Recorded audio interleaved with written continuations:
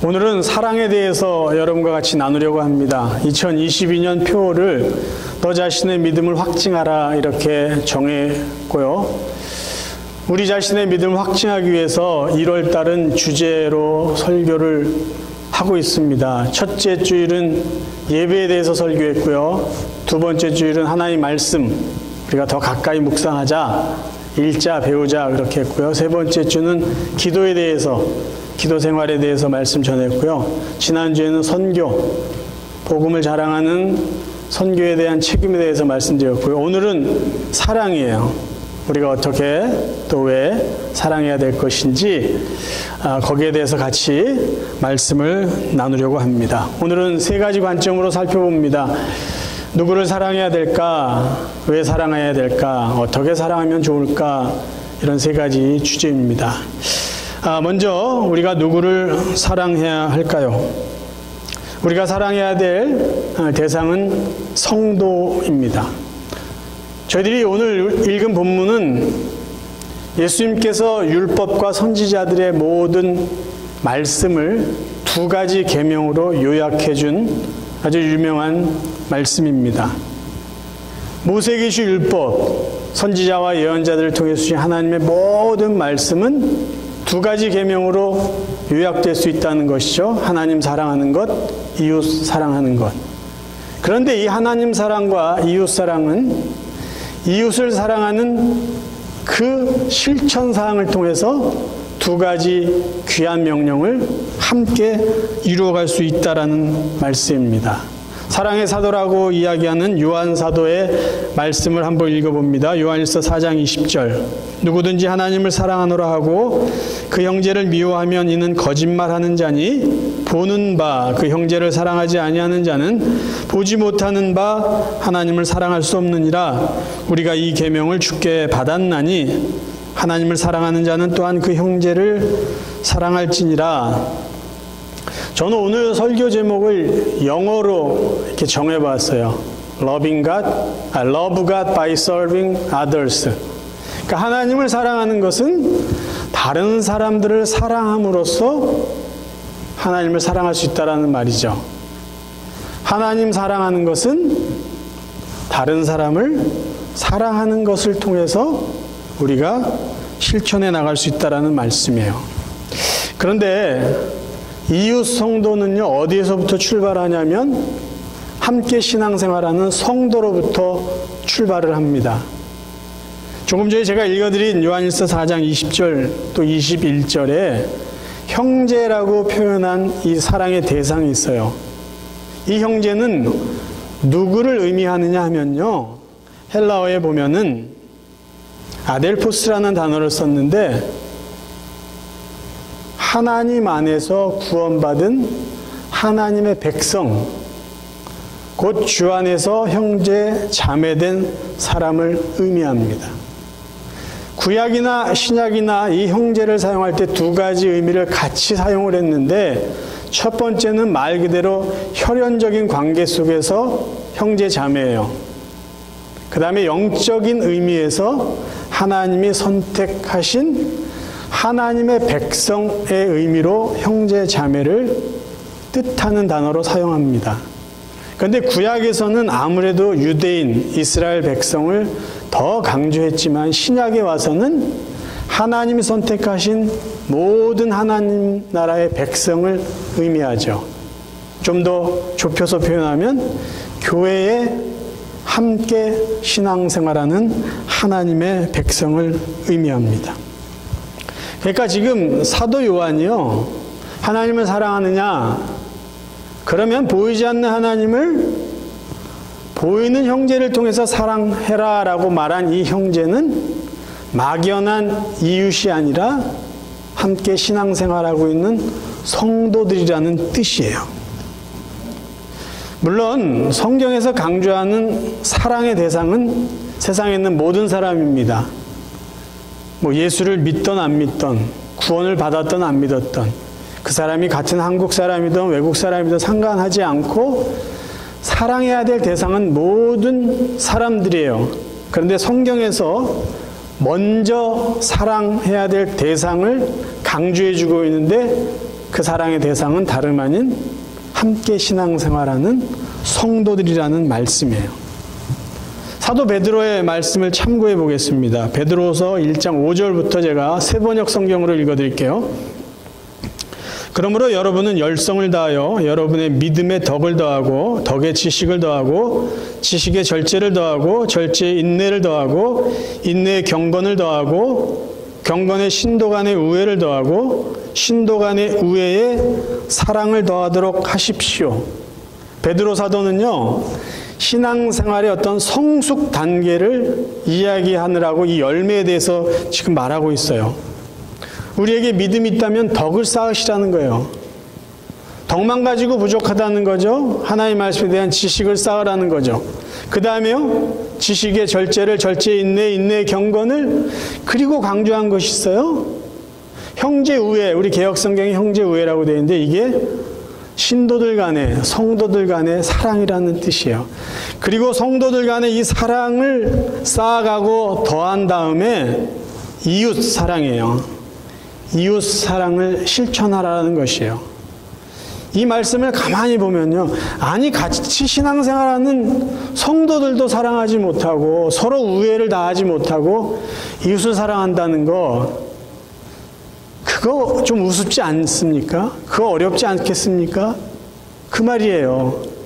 믿음의 덕을, 덕의 지식을, 지식의 절제, 한 단계 한 단계 성숙되어 간다면 그 단계 속에 우리가 이웃 사랑하기 전에 먼저 해야 될 것, 지금 여기 같이 신앙생활하는 서로를 사랑하라라는 말씀이에요. 누구를 사랑해야 될까요? 막연한 먼 이웃, 그게 아니라 지금 우리가 같이 신앙생활하고 있는 바로 여러분들 각자를 서로 사랑해야 된다는 말씀이에요. 두 번째, 그럼 왜 사랑해야 할까요? 뭐 이 사랑해야 될 이유에 대해서야 우리가 얼마나 많은 이야기를 들어왔습니까? 가장 기본적인 것은 하나님의 명령이기 때문에 사랑해야 됩니다. 성경 안에 사랑에 대해서 수없이 많이 강조했는데요, 그 중에 한 구절만 같이 나눕니다. 요한일서 3장 23절. 그의 계명은 이것이니 곧 그의 아들 예수 그리스도의 이름을 믿고 그가 우리에게 주신 계명대로 서로 사랑할 것이니라. 사랑하라고 하셨으니까요. 그리고 친히 우리를 사랑해 주셨으니까 우리는 서로 사랑해야 될 의무와 책임이 있습니다. 또 다른 이유는요, 우리가 사랑할 때 내가 구원받았다라는 구원받은 성도로서의 정체성을 확인시켜 줄 수 있기 때문이에요. 요한복음 13장 34절 35절. 내가 너희에게 새 계명을 준다. 서로 사랑하여라. 내가 너희를 사랑한 것 같이 너희도 서로 사랑하여라. 너희가 서로 사랑하면 모든 사람이 너희가 내 제자인 줄 알 것이다. 이 말씀요, 예수님이 마지막 제자들과 만찬한 다음에 이제 십자가에 못 박혀 죽기 전에 하신 말씀이에요. 그렇죠? 그러니까 너희들 제발 사랑해. 그러면 사람들이 너희들이 나의 제자라는 것을 알 거야. 너희들이 사랑하는 그 모습을 통해서 알게 된다는 거죠. 우리가 구원받은 하나님의 자녀다, 하나님 나라의 백성이다라는 것을 세상 사람들에게 보여줄 수 있는 방법, 우리끼리라도 서로 사랑하면 돼요. 지난주에 했던 말씀 똑같이 드립니다. 세상 사람들이 교회를 무시하고 인정하지 않는 거, 자기들끼리 싸우는 걸 봤기 때문이에요. 교인들끼리 미워하는 걸 보니까 세상 사람들이 교회를 인정하지 않는 거죠. 그리고 저런 사람들이 정말 구원받은 사람들일까 의심한다라는 것이에요. 조금 더 나아가서요, 저희들이 우리 자신의 믿음을 확인시켜주고 하나님 앞에 우리의 모습을 보여드리기 원한다면요, 우리끼리라도 사랑하면 돼요. 너희가 서로 사랑하면 너희가 내 제자인 줄 알리라. 우리가 사랑하면 하나님이요, 우리의 믿음을 확인하실 수 있다라는 말씀이에요. 이제 세 번째요, 어떻게 사랑하면 좋을까요? 사랑의 방법은 수도 없이 많은데 제 나름대로요, 바람직한 우리 성도끼리의 사랑의 방법을 몇 가지로 정리해 보았어요. 첫 번째는요, 우리가 믿음 안에서 한 가족이라는 그 가족 개념으로 사랑했으면 좋겠습니다. 에베소 2장 19절, 이제 여러분은 더 이상 낯선 나그네나 손님이 아닙니다.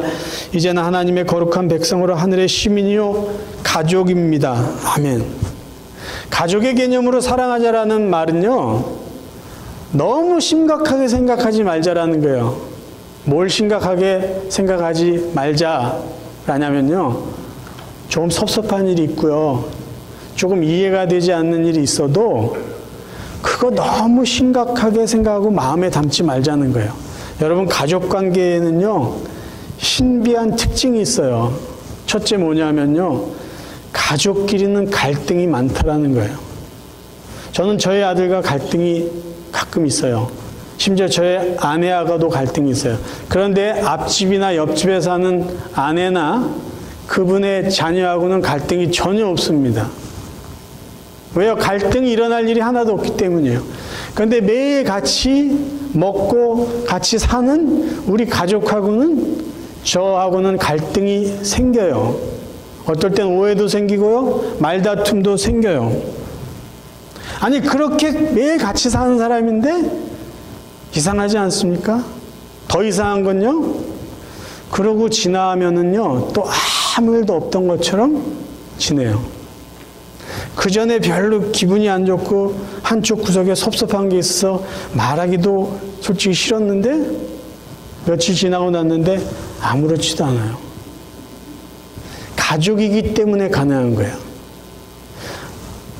여러분들도요, 다른 교회 교인들하고는 오해도 없어요. 갈등도 없어요. 불편한 것도 없어요. 아니, 매주 만났는데 왜 그럴까? 매주 만나기 때문에 가능한 일이에요. 저 집사님 좀 이상한데? 그게 당연한 거라니까요. 오해도 생길 수 있어요. 괜히 섭섭한 마음이 생길 수도 있어요. 그런데 그게 당연한 거라고 받으시고요, 마음에 너무 담아주지 마세요. 몇 주 지나면 괜찮아요. 근데 처음에는 괜찮은 게 이상할 수 있어요.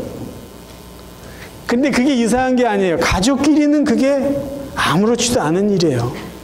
그러니까 여러분, 교인들이랑 매주 만나고 이렇게 저렇게 또 교제하다가 조금 불편한 마음이 들더라도 그러려니 하시면 된다라는 거예요. 그게 우리가 살아가고 사랑하는 하나의 방법이기 때문이에요. 두 번째는 조건 없이 사랑하자라는 거죠. 조건 없이. 정말 진정한 사랑은 무슨 조건이 있겠습니까?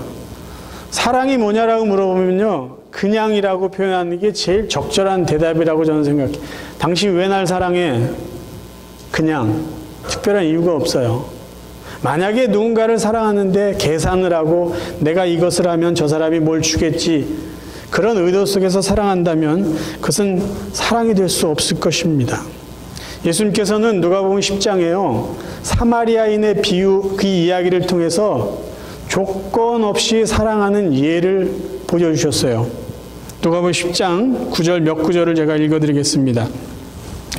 예수께서 대답하여 이르시되 어떤 사람이 예루살렘에서 여리고로 내려가다가 강도를 만나매 강도들이 그 옷을 벗기고 때려 거의 죽은 것을 버리고 갔더라. 어떤 사마리아 사람은 여행하는 중 거기 이르러 그를 보고 불쌍히 여겨 가까이 가서 기름과 포도주를 그 상처에 붓고 싸매고 자기 짐승에 태워 주막으로 데리고 가서 돌보아 주니라. 그 이튿날 그가 주막 주인에게 데나리온 둘을 내어주며 이르되 이 사람을 돌보아 주라. 비용이 더 들면 내가 돌아올 때에 갚으리라 하였으니. 사마리아인의 비유 잘 아시죠? 느닷없이 강도를 만나서요, 거의 죽게 되었어요. 근데 그 사람을 여행 중에 있었던 사마리아 사람이 그에게 가서 응급조치를 해줍니다. 그리고 자기의 짐승이죠?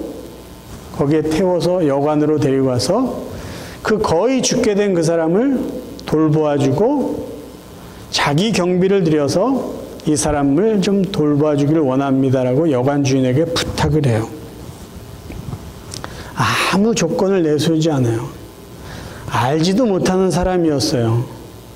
그러니까 사랑에, 조건 없는 사랑에 아주 좋은 예가 될 수 있습니다. 예수님이 이 이야기를 쭉 하신 다음에 결론을 어떻게 맺는지 아시죠?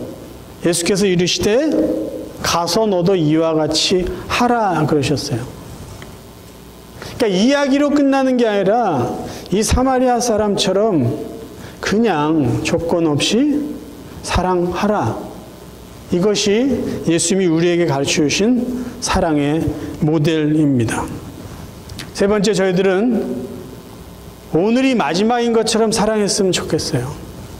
오늘 제가 여러분을 만나는 마지막이다라는 생각을 하고 저를 대해 주시고, 지금 권사님, 집사님, 장로님, 목사님들이 오늘 마지막일 수 있어, 그 마음 가지고 대하자는 거예요. 제가 27일 날 코로나19로 사망자가 몇 명인가 오래간만에 한번 그 사망자 숫자를 확인해 보았어요. 전 세계적으로 코로나19 이 바이러스 때문에 세상을 떠난 분들이요 565만 956명이라고 집계가 되어 있어요. 미국 내의 사망자들은요 89만 8,680명, 대한민국 사람은요 6,654명. 1월 27일 현재 통계예요. 여러분도 뭐 아시지만 제 주위에도요 제가 아는 목사님 코로나19로 돌아가신 분 여러 분 계세요. 아는 장로님, 집사님, 아는 선교사님. 가장 최근에 돌아가신 분은요 12월 26일이에요. 저 캔사스티에서 상담 사역하시면서 선교하셨던 분이에요. 한국에서부터 잘 알던 분이에요. 근데 12월 27일인가 갑자기 연락이 왔어요. 그분이 돌아가셨대요. 코로나19로. 깜짝 놀랐죠. 지난 8월에 LA에 무슨 강의가 있어서 오셔가지고 저희가 그분 모시고 저희 집에 와서 같이 대화하고 저녁 같이 먹고 헤어졌었거든요. 근데 그분이 갑자기 돌아가셨다는 소리를 듣고 너무 어이없고 황당한데, 그 감정이 지나기도 전에 제 마음속에 무슨 생각이 들었냐면요, 너무 미안한 거예요. 왜 미안했냐면요, 그날 저녁을 순두부밖에 대접을 못했어요. 그날 더 좀 좋은 거, 더 비싼 거, 더 맛있는 거 대접했으면 좋았을걸. 근데 그날 제가 선교사님 뭐 드시겠어요? 했더니 점심을 오늘 많이 먹어서 간단하게 먹으면 좋겠대요. 그냥 한국 음식. 그래서 그냥 순두부 대접했는데 그게 마음에 막 걸리는 거예요. 만약에 그때 이분을 내가 이제 마지막 볼 거다라고 제가 생각했다면 얼마나 제가 더 정성스럽게 해드렸겠어요. 근데 저는 그때 그랬어요. 다음에 만날 때 제가 더 맛있는 것 사드리겠습니다. 근데 그게 마지막이었어요. 여러분 그 얘기 들으셨잖아요. 병원에 가서 아파서 병원에 갔는데 코로나19라는 진단을 받고 가족들은 들어올 수 없습니다. 그래서 병원 응급실에다 입원을 시켰어요. 근데 그게 끝이었다라는 그 이야기 여러분 들으셨잖아요. 아니 인사도 못했어요. 그냥 병원에 잠깐 갔다가 다시 오실 줄 알았는데 그게 끝이에요. 초창기에는요 장례식도 못했잖아요. 만약에 우리의 삶이, 우리의 생각이 오늘이 마지막일 수 있다라는 그 마음이 있다면 얼마나 더 진실하게, 얼마나 좀 더 정성을 갖고 대할 수 있을까요? 저희는 오늘 제 기분이 안 좋으니까, 제가 오늘 조금 바쁘니까 다음에 만나면 되죠. 뭐 다음에. 그리고 지나칠 때가 너무 많아요. 근데 그 다음이 사실 우리에게 보장되어 있지 않습니다. 심지어 우리 가족도요. 그렇죠?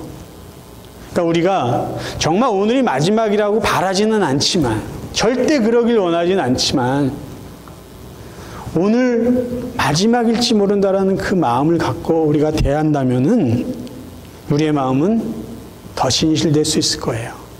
우리가 그런 마음으로 사랑했으면 정말 좋겠습니다. 또 하나는요, 뭐 늘 하는 이야기지만 서로의 다름을 인정하면서 사랑했으면 좋겠습니다. 교회 모인 성도들은요, 모이는 숫자만큼 다 다릅니다. 삶의 배경도 다르고요. 자라온 환경도 다르고, 그래서 좋아하는 음식도 다르고요. 좋아하는 드라마, 영화도 달라요. 취향 자체가 달라요. 정치 성향도 다릅니다. 그런데 중요한 건 다른 건 틀린 게 아니고 다를 뿐인데, 자꾸 우리는 나와 다른 것을 틀렸다라고 인식하려고 한다는 것이죠. 아니, 상대방이 나와 다른 것을 내가 인정하지 않는다면 나와 다른 그 사람은 나를 인정해 줄 수 있을까요? 내가 나와 다른 그 사람 때문에 기분이 나쁘다면 나와 다른 그 사람은 나 때문에 기분이 나쁘지 않겠냐라는 것이에요. 다른 것은 다른 것뿐이죠. 다른 것은 절대 틀린 게 아니에요. 사랑은요, 다름을 인정하고 다름을 존중해 주는 것입니다. 같은 뱃속에서 나온 자녀들도 성격도, 말투도, 좋아하고 싫어하는 것도 다 다릅니다. 그걸 좋은 말로 개성이라고 이야기를 해요. 우리가 서로의 개성을 인정하면 우리는 좀 더 넓은 마음으로 사랑할 수 있을 것입니다. 마지막, 이렇게 사랑했으면 좋겠어요. 나누면서 사랑하자. 사랑은 나눔입니다. 내가 누군가를 사랑한다고 하면요, 반드시 무언가 나누게 되어 있어요. 말이라도 하게 되어 있어요. 내가 누구를 사랑하는데 말도 안 해요. 아무것도 주지도 않아요. 그 사랑이 진짜일까요? 저는 그런 사랑은 사랑이 아니라고 봅니다. 아무것도 나눠주지 않고 베풀어주지 않고 사랑한다는 것은 불가능합니다. 사랑한다면요, 물질을 나누던, 내 시간을 나누던, 내 정성을 나누던 무엇이든지 나누게 되어 있어요. 예수님은 우리에게 주는 자가 복이 있다라고 말씀하셨어요. 사도 바울의 말을 통해서 예수님이 이렇게 말씀하셨습니다. 주 예수께서 친히 말씀하신 바 주는 것이 받는 것보다 복이 있다 하심을 기억하여야 할지니라. 그럼 예수님이 주는 자가 복이 있다라고 하셨는데, 이 주는 것이 꼭 돈만 줘야 된다고 생각할 필요가 있나요? 꼭 어떤 물건만 주는 것이 정말 사랑을 나누는 하나의 모습일까요? 그렇지 않죠. 예수님 마태복음 25장에서요, 사랑을 나누는 여러 가지 방법이 있다는 것을 우리에게 알려주십니다. 35절, 36절만 읽어드릴게요. 내가 줄일 때에 너희가 먹을 것을 주었고, 사랑이에요. 먹을 것을 주는 것. 목마를 때 마시게 하였고, 사랑입니다. 나그네 되었을 때 영접하였고, 사랑이에요. 헐벗었을 때 옷을 입혔고, 사랑이죠. 병들었을 때 돌보았고, 사랑이에요. 옥에 갇혔을 때 와서 보았느니라. 사랑의 다른 모습이에요. 전화 한번 하는 거 사랑이에요. 편지 하나 써주는 거 사랑이에요. 아프고 힘든 사람 말 들어주는 거 사랑이에요. 한번 찾아봐 주는 거 사랑이에요. 물 한 컵 갖다 주는 거 사랑입니다. 돈만 주는 거요? 어떻게 보면 그게 제일 편한 거일 수 있어요. 사랑은요, 나누는 거죠. 나누는 거.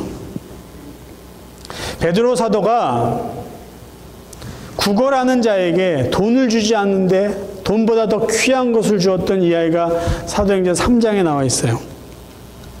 우리가 잘 아는 내용이에요. 베드로가 이르되 은과 금은 내게 없거니와 내게 있는 이것을 내게 주노니 나사렛 예수 그리스도의 이름으로 일어나 걸으라. 그 거리는 금인지 은인지 돈을 달라고 그랬어요.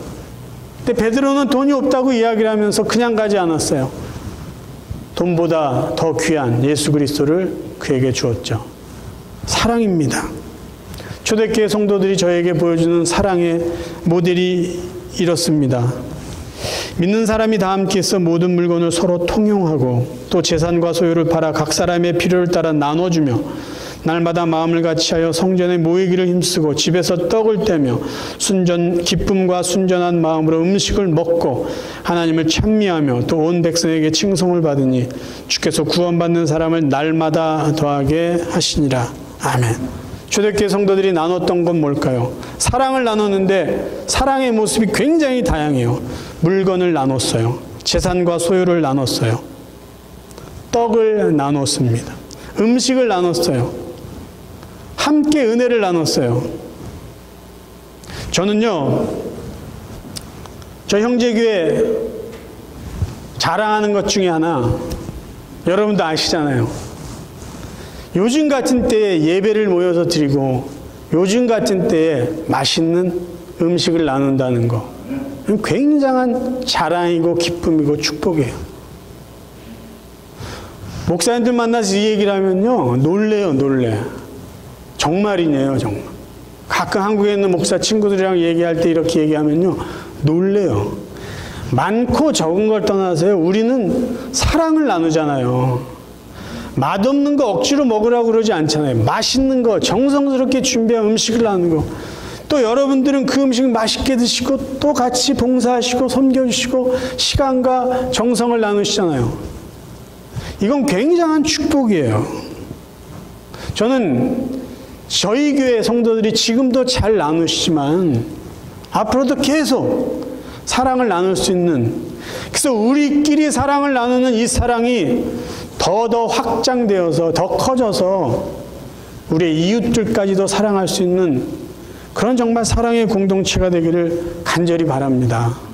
사랑하는 성도 여러분, 두 가지를 꼭 기억했으면 좋겠어요. 저희들이요, 다른 성도들, 우리끼리라도 다른 성도를 사랑하면요, 그것은 하나님을 사랑하는 것이 돼요. 저희끼리 사랑하는 것도 하나님을 사랑하는 것이에요. 또요, 저희가 다른 성도를 사랑하면요, 그것은 우리의 믿음을 하나님께, 사람들에게 확증시켜 드리는 모습이에요. 우리가 사랑을 모르기 때문에 사랑을 못할까요?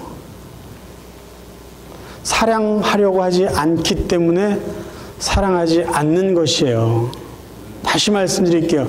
사랑을 몰라서 못하는 게 아니에요. 사랑하려는 마음이 없기 때문에 사랑하지 않는 겁니다. 우리는 함께 사랑할 수 있기를 바라요. 우리는 사랑을 너무나 잘 알아요.